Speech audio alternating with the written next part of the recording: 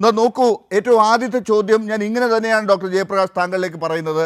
ഇത്തരമൊരു വിഷയം വലിയ രീതിയിൽ കേരളം ചർച്ച ചെയ്യുന്ന ഒരു വിഷയം, കേരളത്തിൽ ഉത്തരവാദിത്തപ്പെട്ട രാഷ്ട്രീയ പാർട്ടിയുടെ നേതാക്കൾ ഒരു സംഘടനയുടെ ചുമലിൽ ചാരി രാഷ്ട്രീയമാണ് എന്ന് പറഞ്ഞ് ലഹരിയെ രാഷ്ട്രീയമാക്കി മാറ്റുന്ന കാഴ്ചയാണ് ഈ പകൽ മുഴുവൻ കണ്ടത്. താങ്കളത് വാർത്തകൾ കണ്ടു കാണുമല്ലോ. അത്തരത്തിലാണോ ഈ വിഷയത്തെ കൈകാര്യം ചെയ്യേണ്ടത്? ഡോക്ടർ ജയപ്രകാശ്, ആ ഉത്തരത്തിൽ നിന്ന് ഞാൻ ഷിജുവിലേക്ക് പോയിട്ട് ഞാൻ രണ്ടാം റൗണ്ടിൽ താങ്കളുടെ ചികിത്സാ പദ്ധതിയുമായി ബന്ധപ്പെട്ട കാര്യത്തിലേക്ക് വരാം. ഇവിടെ നമ്മൾ കാണേണ്ടുന്നത്, നമുക്ക് രണ്ട് ദശകങ്ങളായിട്ട് ഒരു ക്ലിനിഷ്യൻ എന്നുള്ള രീതിയിൽ ഇത്തരം കുട്ടികളെ കാണുന്നതിൻ്റെ കൂടെ അനുഭവത്തിൽ പറയുമ്പം ഏകദേശം 2 ദശകങ്ങളായിട്ട്, 2ലേറെ ദശകങ്ങളായിട്ട് കുട്ടികളിലും കൗമാരക്കാരിലും അതുപോലെ തന്നെ പുതുതലമുറയിൽ യുവാക്കളിലുമൊക്കെ തന്നെ കുറ്റവാസനയുടെയും അതുപോലെ ലഹരിയുടെയും ഉപയോഗം വലിയ തോതിൽ വർദ്ധിച്ചു വരുന്നതായിട്ടാണ് നമ്മൾ ക്ലിനിക്കൽ അനുഭവങ്ങൾ കാണുന്നത്. അതുപോലെ കുറ്റകൃത്യങ്ങളിൽ ഏർപ്പെടുന്നവരുടെ എണ്ണത്തിലും വർധനവ് വന്നിട്ടുണ്ട്. കുറ്റകൃത്യങ്ങളിൽ ലഹരി ഉപയോഗിച്ചുകൊണ്ട് കുറ്റകൃത്യങ്ങളിൽ ഏർപ്പെടുന്നവരുടെ എണ്ണത്തിലും വലിയ തോതിൽ വർധനവ് വന്നിട്ടുണ്ട്. നമ്മളിതിൻ്റെ ഒരു ആഗോള പശ്ചാത്തലത്തിൽ നോക്കുമ്പോഴത്തേക്ക്, ആഗോള തലത്തിൽ പ്രത്യേകിച്ച് അമേരിക്കയുടെയൊക്കെ ക്രൈമിൻ്റെ ഒരു പ്രൊഫൈൽ നോക്കുമ്പം അതിൽ ഏറ്റവും കൂടുതൽ ക്രൈമിൽ ഏർപ്പെടുന്നത് അഡോളസൻ്റ് പോപ്പുലേഷനാണ്, കൗമാരക്കാരാണ്. അമേരിക്കയിൽ അവരുടെ പ്രൊഫൈൽ നോക്കുമ്പോഴത്തേക്ക് ഏറ്റവും കൂടുതൽ കുറ്റകൃത്യങ്ങളിൽ ഏർപ്പെടുന്നവർ അഡോളസൻ്റ് പോപ്പുലേഷനാണ്. ഇവിടെ പക്ഷേ നമുക്ക് അങ്ങനെയല്ല. ഇവിടെ ഒരു ട്രെൻഡ് ഇങ്ങനെ സെറ്റ് ചെയ്ത് വരുന്നുണ്ട്. കൗമാരക്കാരിലുള്ള കുറ്റവാസനയുടെ സ്വഭാവ രീതിയാണെങ്കിലും അതുപോലെ ലഹരിയുടെ ഉപയോഗമാണെന്നുണ്ടെങ്കിലും വർദ്ധിച്ചു വരുന്ന ഒരു ട്രെൻഡ് വരുന്നുണ്ട്.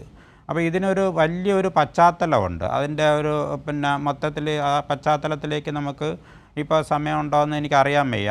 ഏതായാലും ഒരു മൾട്ടി ഫാക്ടോറിയലായിട്ടുള്ള കാരണങ്ങളുണ്ട്. അതിന് ശരിക്കും പറഞ്ഞാൽ നമ്മൾ ശാസ്ത്രീയമായിട്ടാണ് നമ്മളിതിനെ കാണേണ്ടുന്നത്. അതിൽ ബയോളജിക്കലായിട്ടുള്ള റീസൺസ് ഉണ്ട്, സൈക്കോളജിക്കലായിട്ടുള്ള റീസൺസ് ഉണ്ട്, സോഷ്യലായിട്ടുള്ള റീസൺസ് ഉണ്ട്. മൾട്ടി ഫാക്ടോറിയൽ എന്ന് നമ്മൾ പറയും. ബയോ സൈക്കോ സോഷ്യൽ റീസൺസ് ഉണ്ട്.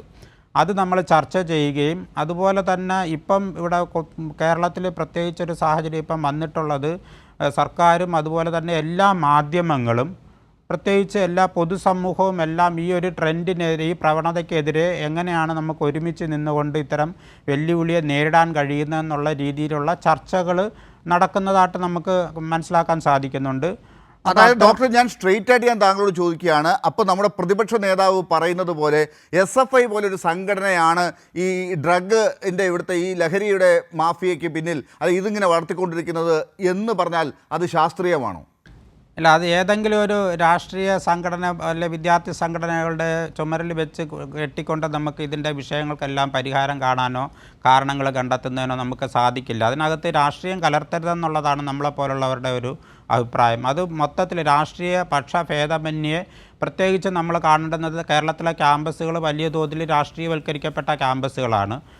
അപ്പോൾ അവിടെ രാഷ്ട്രീയ വിദ്യാർത്ഥി സംഘടനകൾ വളരെ ഒരുമയോടുകൂടി നിന്നാൽ തീർച്ചയായിട്ടും നമുക്ക് ഈ ഒരു വെല്ലുവിളിയെ നമുക്ക് കുറ്റവാസനയുടെ സ്വഭാവത്തിൻ്റെ ആ കാര്യത്തിലാണെന്നുണ്ടെങ്കിലും മയക്കുമരുന്ന് മദ്യത്തിൻ്റെ ഉപയോഗത്തിൻ്റെ കാര്യത്തിലാണെങ്കിലും ഒക്കെ നമുക്ക് ഒരുമയോടുകൂടി നിന്ന് കഴിഞ്ഞാൽ അങ്ങനെ ഒരുമിച്ച് നിന്നുകൊണ്ട് നേരിടേണ്ട ഒരു പൊതു വെല്ലുവിളിയാണ്. അതിൽ രാഷ്ട്രീയം കലർത്തുന്നത് യഥാർത്ഥത്തിൽ നമുക്ക് പരിഹാരത്തിനും കാരണങ്ങളും തേടുന്നതിനുള്ള ചർച്ചകളെ ഭവിപ്പിക്കത്തതേ ഉള്ളൂ. അതുകൊണ്ട് നമ്മൾ രാഷ്ട്രീയ ഭേദമന്യേ ഒരു സമൂഹമായിട്ട് നിന്നും കൊണ്ട് ഒരുമിച്ച് ചർച്ച ചെയ്ത് ക്യാമ്പസുകളിൽ, പ്രത്യേകിച്ച് ക്യാമ്പസുകൾ ഒരു വലിയ കേന്ദ്രങ്ങളാണ്. അപ്പോൾ ക്യാമ്പസുകളിൽ നമുക്ക് നല്ല രീതിയിലുള്ള ഒരു ഇടപെടൽ, മൾട്ടി ഡയമെൻഷനലായിട്ടുള്ള ബഹുമുഖമായിട്ടുള്ള ഒരു ഇടപെടൽ, അതിൻ്റെ ഒരു പ്രധാന സ്റ്റേക്ക് ഹോൾഡേഴ്സായിട്ട് വിദ്യാർത്ഥി സംഘടനകൾ വരേണ്ടതുണ്ട്. അങ്ങനെ വന്ന് ആ രീതിയിലുള്ള ഒരു പ്രവർത്തനം ക്യാമ്പസുകളിൽ നടക്കേണ്ട സാഹചര്യമാണ് ഇപ്പോൾ നിലനിൽക്കുന്നത്.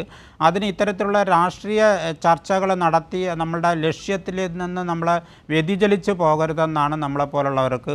അതായത് സംഘടനയെ പിരിച്ചുവിടുക എന്നുള്ളതല്ല, സംഘടനകളാണ് മുന്നിൽ നിൽക്കേണ്ടത് ഇത്തരം കാര്യങ്ങളിൽ എന്നാണ് ഡോക്ടർ ജയപ്രകാശ്. ഞാൻ വരാം ഡോക്ടർ ജയപ്രകാശ്. ആദ്യഘട്ടത്തിൽ ഈ ചർച്ച ഇങ്ങനെയാണ് പോകുന്നത്. ഞാൻ വരാം.